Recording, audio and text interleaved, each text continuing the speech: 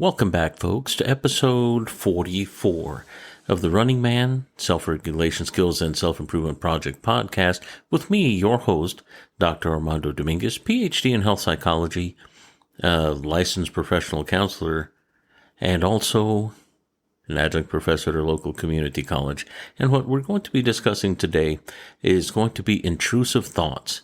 And since this is about self-regulation, we'll be discussing a couple of points on how to understand what happens when we have these things, to whom it happens to, and also what can I do to minimize those, and how can I continue doing what I'm doing, especially when they get really uncomfortable.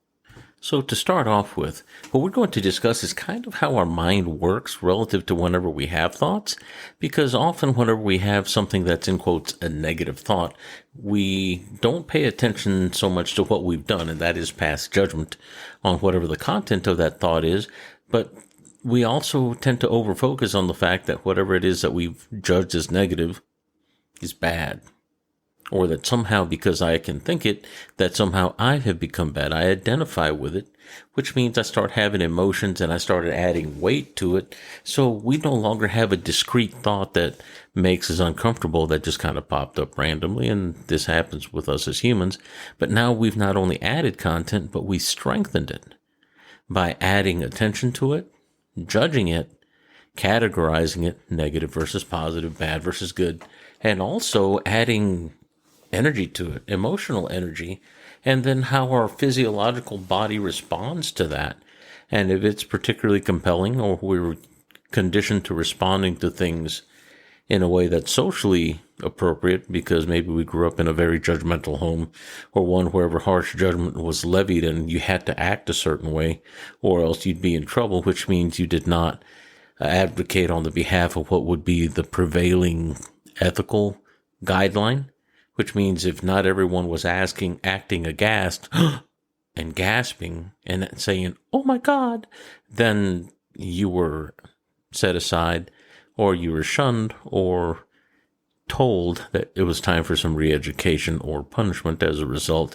And that could be problematic. So that was a pretty deep description of what we call the process of judging our thoughts. But whenever we have intrusive thoughts and they come on really quick, we have to understand that we as humans have these things on occasion, and it does not reflect badly on us in the fact that we're able to entertain such thoughts. Just because I can think about killing a thing or a person as a mental exercise, in quotes, then does that make me capable of doing that? Well, not necessarily. You can think about really bad things and not do them. Or you can entertain a really bad thing when somebody tells you that somebody did that, but that doesn't make you a bad person.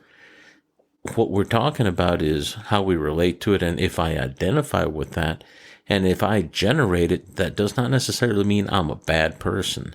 That's called problem solving, because we have to look for those things that are potentially painful, or those things that are negative, or potentially something that could cause problems in the future, and that's predictive planning. Sometimes we do that to get an idea as to how things are going to go, so we can kind of plan how we're going to respond in our environment. So what does this have to do with intrusive thoughts and self-regulation? Well, a whole lot, to be very honest. If we're going to regulate ourselves, we have to realize, what is it that I'm regulating? Well, one is our physiological response, because it's not all in your head. Just because you have a thought, whether it be depressed or anxious, nervous or scared, we have a physiological cascade of neurochemicals and also hormones such as adrenaline and noradrenaline that go into the system to either relax us or to cause us really stressful warming of the body, sympathetic tone, so that we can get ready to fight, flee, and run. And these happen whenever we have thoughts. It's not just merely a discrete, it's happening in my mind or my brain thinking. These aren't just brain thoughts.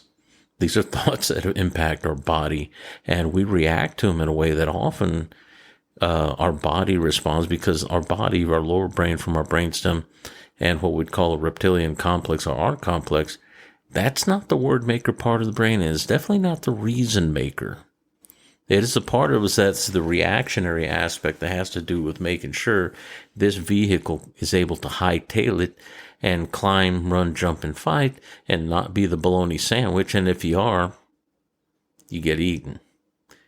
So that being the case, what I want us to consider is the fact that whenever we have thoughts, it's not a discrete thinking process, and we're going to call this subjective. But when we think about stuff that's out in our environment, those are the objective things. We can go up and touch a couch. We can touch a broom. We can go and find a chair and put our hands on it. And whatever we call it, label it, or name it in our mind, that's the subjective part. Most of you are aware, but the objective part is the part that exists out in our world, so to speak, that we interact with our body and can touch and feel or taste or smell or perceive with our 5 senses for the most part. So why is it so important to differentiate this? These are simple things, you would think, but actually they're very compellingly difficult to separate whenever things are stressful and I'm trying to make sense of things, especially whenever I start feeling guilt and shame for having thoughts that are negative, especially if they kind of pop up in a very sudden hurry and they take us by surprise, and then we have things along the lines of this thought line of, I can't believe I thought this. I can't believe that. I would never do that. And we start having the guilt and shame after the fact. Not only do we judge the thought that was negative or intrusive, but we start judging ourselves as bad because we were capable of thinking it. And yes, that is with a questioning tone, because whenever we have folks that are doing good things, they go through a life, and why do you think they're good? Because they're able to entertain the idea of bad and know the difference and maybe align and consider themselves in alignment with the principle of good, higher good, and helping others. But without knowing the dark and the bad, we wouldn't have that contrast. So by default, you're already entertained in the negative. But does that mean that you're going to act on the negative or be negative or somehow identify with that or be bad because you can hold that in your mind? Well, of course not. That's absolutely silly. Doesn't even make reasonable, rational sense considering how our neurology is wired and what neuroimaging is showing us, that much of what happens to us is preceded by happenings in the lower brain that have nothing to do with a higher reasoning, but eventually the signal splits off within that 1.2 seconds and gets to activate our higher reasoning that we do our best building in mathematics with, that we do our best reading and reasoning with, but yet it's the least powerful part of our brain. We can only function at those whole high levels of thinking whenever we're physically safe, when our assumption of safety is met in our environment. So now that I've made that point, the next part is that is really important relative not just to be able to entertain thoughts, but also what about when someone tells us don't think of something? When somebody tells you no or don't, that tends to highlight or emphasize what it is that we're telling somebody no, don't, or no, let's not do this. But yet it becomes a little more tasty somehow to our mind. It becomes curious. It raises curiosity. And for those of us that don't like being told what to do, what does it do? It makes us want to figure out or do or engage with that thing we've been asked not to. All of a sudden, it's just been elevated to a level of curiosity, not mere subjectivity, just a thought. And it's not just a simple object that's equal to everything else. Now it's more than equal. It has value, and it may not be valuable money, but rather value in the sense that it draws our interest. And if we understand that our mind works on positive, objective reality. This doesn't mean that there aren't negative, objective things out there. There are. But what I'm doing is lining up the terminology so we can have this discussion. The next part of the terminology is the negative, subjective reality.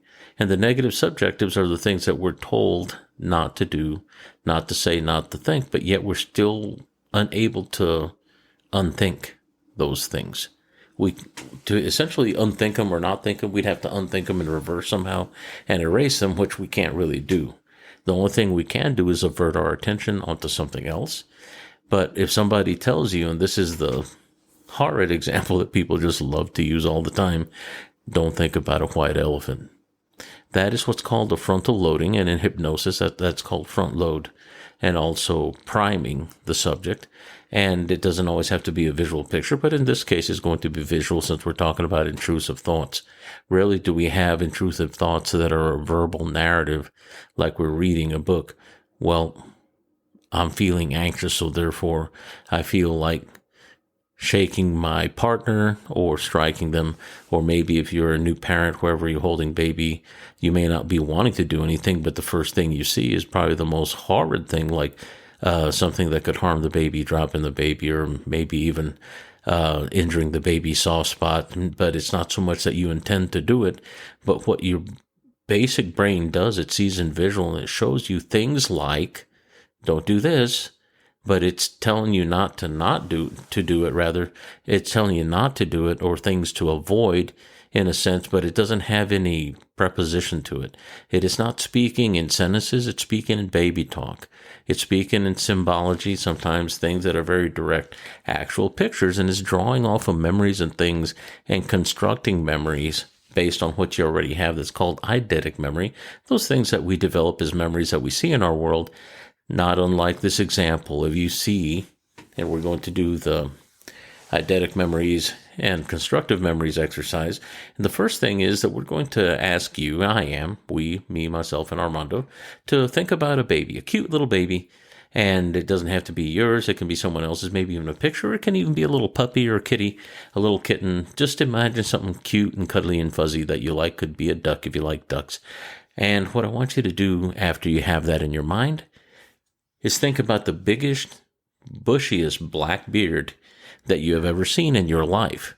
Notice those are two things at some point in your life you may have seen and you have a memory of. May have been a picture, may have been someone you've seen, but you've got that and you've got the little ducky or the kitty or pet or even baby. Now that you have your cute picture and you have your beard, what I want you to do is superimpose that beard over that little duck, kitty, baby, or puppy and see the reaction that you have. Often some of us may giggle. Some of us will be finding it hard to suppress a laugh or a smile. Some of us go like, oh, wow. Almost like I can't believe it. That incredulous, I can't believe I made that happen. Well, the fact is you did. Based on two things that you already had in your mind that you brought up based on the cue that I gave you. Please think about baby, think about beard. Now place the beard on the baby. Haha, this is funny. We made a memory based on two things that actually may have existed and developed one that didn't. And this is kind of how an intrusive thought works. We take and do something to get our attention, the bearded baby, and made you laugh. And in some cases, whenever it's something that's of really high importance, like taking care of a baby. For new parents, this is hard. It happens to both men and women. The intrusive thoughts happen in 90% of the women with what's called perinatal depression, also anxiety, and also with postpartum depression that can last about 3 months after the fact, where the intrusiveness comes up. But a lot of exhaustion is happening, so it's part of our survival response at the non-speaking, visual thinking level. And it happens to about 88% of new fathers as well. So the men and women both, I'm validating you here. And we have to understand it's not one or the other. And there's not one weaker or stronger sex or sex that is more better suited, so to speak. That's bad English, but we'll ride with it, to being a new parent, because it's a challenge for both. And just because mom carried baby doesn't mean they automatically become blessed with the mommy power, and then all of a sudden, they're perfect moms. They're not. Same thing with dad. Dads have a hard learning curve too, and I had that. And I was a 30-year-old dad whenever my son's mom, my ex-wife, now ex-wife, and I had our first baby. She was 27. I was 30. I was 30 years old. You'd think older, more mature, easier. And I'm going to say no to that. That was difficult, and it was incredibly life-changing because my identity and my roles changed. But when I say identity, it really changed and rocked my world. It took time, months, before I got to wherever I started feeling like I was growing into the shoes of being a new parent. Now, intrusive thoughts can happen to people that aren't new parents, but that's just the most powerful example I have right now. But just to give you an idea, but the point I'm making about the intrusiveness is that Often whenever we're tired, when we're exhausted, those things that we want to do and do really well and not fail at or feel like we can't afford to make a mistake. And in the case of somebody that depends on us completely, such as a newborn or even a pet or a kitten, and we make a mistake, and I don't want to say they suffer, but they can as a result of lack. And whenever we have thoughts like this, it just is our body telling us, our basic self telling us there's something wrong. There is stress, and also avoid these things. It's trying to take care of us. But why would it show us that? Because it speaks in pictures. It doesn't speak in well-formed sentences that have structure with a subject-object preposition, but you do see the object of whatever it is it doesn't want to happen, or what you wouldn't want to happen, but it can't speak it to you in an eloquent sense where it says, these are probably things you shouldn't be doing because these are harmful to your little one, or your baby, or your pet, this sort of thing. So keep these things in mind. Our brain, it speaks to us in pictures, and when it does so very quickly. About 400 milliseconds, 150 to 300 milliseconds is the range where we can still recognize the thought, but it's hard to stop. But often that lower brain fires off emotional content, which means our amygdala is involved, and it determines whether or not it's a fight-flight reaction or if it's an approach reaction where it could be something that's very useful to us. But often if it takes us by surprise, and if it's of importance, the picture is particularly shocking, it can be, well, if it's particularly intense, it can be shocking. I'll put it that way. And this is where we get into the self-regulatory aspect. Whenever we have thoughts, we must learn to suspend judgment. And this isn't anything new. There's nothing new under the sun, but it is very effective. I've used this often whenever I've had to get physical with patrons sometimes, or even whenever in self-defense situations where I couldn't afford to make a judgment and only deal with what was going on as a fact, not something I have an opinion about.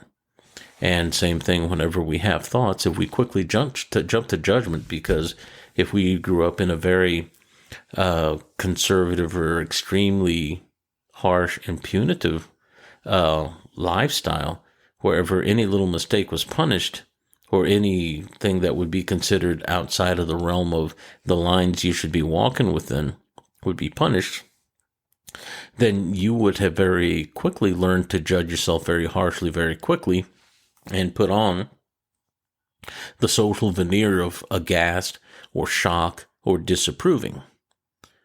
And this is wherever things could become very uncomfortable. Whenever we quickly disapprove or judge, this is where it couples with that very intrusive thought. The best thing we can do is to suspend judgment. Wait. Literally, if you have something like that happen, a physical technique that works very well is to exhale first. Just blow out. Then inhale. Exhale. Inhale and exhale. Do about 2 or 3 after you've exhaled first. Don't suck wind. Don't gasp, because when you gasp, that wakes up the sympathetic nervous system, wakes up the body, increases heart rate, and increases muscular tension, and gets you ready for fight, flight, even if it's just a thought. Even with just the thinking of something that is what we would call, in your best of reasoning whenever you're at your calmest, abhorrent or ghastly or terrible. No one doesn't want to hurt little ones or loved ones or do anything that would be illegal or damaging or harmful to oneself or someone else for that matter. But whenever things pop up, it's whenever we judge those things that we tend to identify, because we know that the thought came from us, but that doesn't make you evil. Now, just because you can think about what someone else did that's negative, why doesn't that bowl you over? Or maybe it does whenever you allow yourself to get engaged and start having thoughts and overly focusing, and we start doing what's called ruminating. We start to become obsessive about the thought, and then we can't stop thinking about it because it gives us a charge and it empowers us, but at some point it becomes ugly, becomes uncomfortable, then it becomes ungainly and out of control. So these are some things that I just wanted you to be aware of. But the first technique, breathe out. Whenever you get stressed, breathe out first. Blow out. and then allow yourself to breathe in and breathe out. Do not suspend your breath. Allow yourself to breathe in a natural cycle and do so flexibly. This is a tool that helps you relate to what it is that's going on with intrusive thoughts or thoughts that are uncomfortable. Don't judge yourself harshly. Notice what I did. I said don't. I spoke in a negative. What you don't want to do, what you want to avoid, that sounds better, doesn't it? What you want to avoid doing is judging yourself harshly, because whenever we judge harshly, we've categorized and we've negated. We called something bad or negative. We have therefore added weight and value to it in the direction of negative and judgment. And if I thought that, doesn't that mean that somehow I'm responsible for it? Well, yes, it does. But just because you can think it doesn't mean you want to do it. It just means that the way we think in diametric oppositions, black, white, up, down, very concretely whenever we're under stress, especially when we're surprised. When we're relaxed, we're able to entertain abstract and see the continuum of good, bad, better, best, optimum, and in the other direction as well. Now, one of the things that I have to make a point of, and I want you to remember, and this is the take-home part of this, whenever we tell somebody not to do something, or don't do something, or no, we have to realize that that is not a natural part of our language interpretation. Now, we can speak it very naturally and say, no, nope, not going to do that. But whenever you tell somebody not to think about a white elephant, don't think about a white elephant. What do they have to do first? They got to think about that elephant before they start trying to stop it, which they can't at that point. They've done it.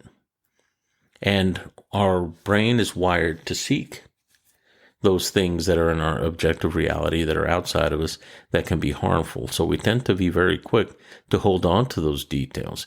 We're not wired to be happy first. We're wired to seek negatives first and deal with those as potential problems. And then we develop what's called predictive programming to make sure we're not around those things that could hurt us or that are negative, bad to us. So that's natural. But whenever we get really good at staying away from those things, our potential for happiness goes up.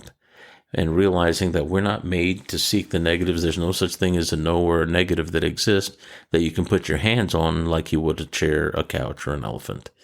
And our body responds to those things as an objective, positive reality. Those exist. So we think about them. And if they're negatives, and if we have feelings with it, once again, it adds value. So those thoughts get strong, then we feel like it's somehow our fault. And somehow because of that, we're bad as a result. We are the vessel and we're not dirty because of that. We have to entertain the negatives to know how to protect against them, but also how to prevent them. And also so we can know by contrast what is not good for us, what is not healthy. And those are protective mechanisms that once we understand, that gives us a whole lot of room to not only understand ourselves, but other people, and have compassion and patience whenever those types of thoughts come up, and also give ourselves a chance by not judging ourselves and realizing that we can observe those thoughts. We can observe them. We can observe them and not attach to them. We can observe thoughts and not have judgments about them. We can just look at them as a third-person observer, not involved. And when those thoughts happen inside of you, doesn't mean necessarily they're yours and therefore you have to act on them. My dumb question for the day is, do you believe everything that you think? Most of you will say no. Then why do we believe intrusive thoughts? Because often they're very powerful with the emotional content. It doesn't make them more, doesn't make them true, doesn't make them real, but it tricks our body into responding. So that's why we have to breathe out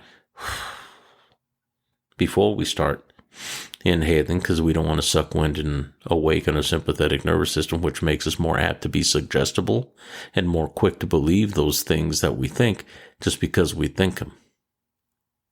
So with that, for now, we're going to go and close. And I want to tell you thank you for your time. Thank you for the opportunity for letting me visit with you. And please share this with people that you think this will be useful to you, not just the new parents, but old parents, people that have had experiences with intrusive thoughts that are not parents at all, that may struggle with anxiety and thoughts that are really uncomfortable. And let them know there's hope. Let them know that we're not broken because we think this way. It's because we're wired this way and because we're human. And share this with them. And like, follow, and share. and hopefully all your days are going well. I'm certainly happy to be talking to you today, and I look forward to visiting with you again soon. Take care. Walk well.